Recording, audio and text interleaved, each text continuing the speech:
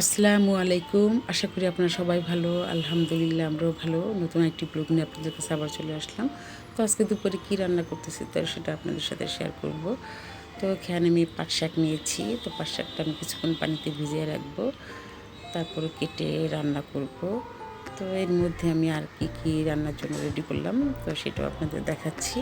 এখানে পোয়া মাছ রান্নার জন্য রেডি করে রাখলাম। তো আজকে পোয়া মাছ আমি পেঁপে দিয়ে রান্না করতেছি। তো এখানে একটা পেঁপে নিয়েছি, একটা আলু নিয়েছি।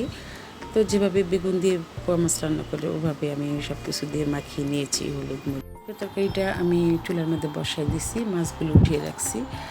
তো মাছগুলি পরে দিব, যেহেতু পোয়া মাছটা সবসময় একটু নরম থাকে তো এই জন্য মাছগুলি পরে দিচ্ছি। আস্তে করে মাছগুলি আমি পেঁপে তরকারির মধ্যে দিয়ে দিলাম।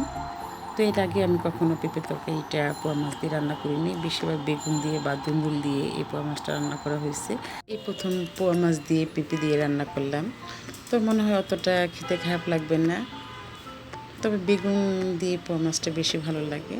তারপরে আমি আজকে ভাবছি যে বেগুন দিয়ে রান্না করব না, পেঁপে দিয়ে রান্না করে দেখি পোয়া মাছটা খেতে কেমন লাগে।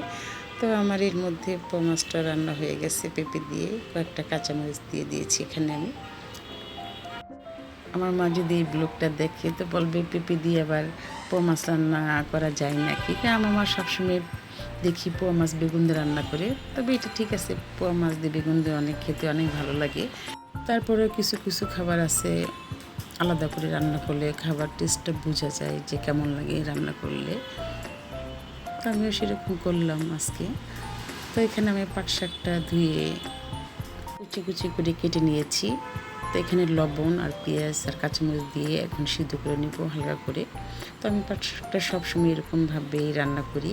তো অনেকে পাট শাকের মানে পাতাটা একটু চিরো চিরো করে মানে ছোটো ছোটো করে তারপরে ধুয়ে রান্না করে, আর আমি বটির মধ্যে সব কুচি কুচি করে নিয়েছি শাকটা, মানে আমার সুবিধার জন্য।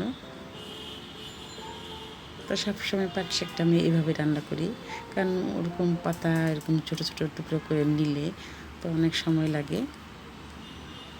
তো আজকে আমি পাট শাকটা রান্না করতেছি। পাট শাকটা যেভাবে রান্না করি আজকে ওভাবে রান্না করলাম।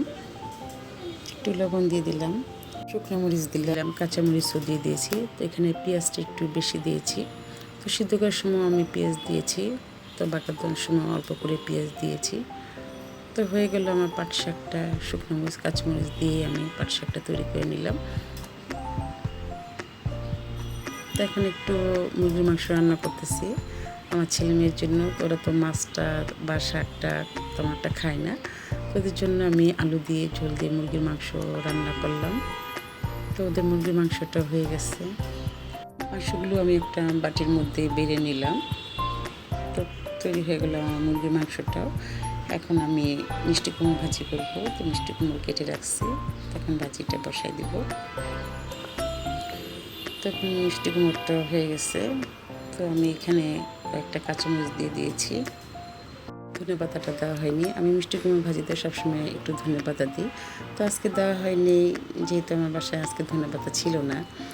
আর পেঁপে তরকারি দিয়ে পোয়া মাছ রান্না করেছি, সেটার মধ্যে ধনেপাতা দিলেও ভালো লাগতো। যাই হোক, আমার দুপুরের সব রান্না আজকে হয়ে গেছে।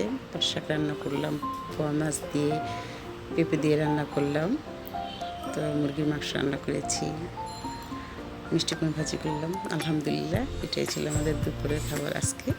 তো আমার এই ব্লগ যদি আপনাদের ভালো লেগে থাকে লাইক কমেন্ট সাবস্ক্রাইব করবেন। সবাই ভালো থাকবেন, সবাই আমাদের জন্য দোয়া করবেন। আল্লাহ হাফেজ।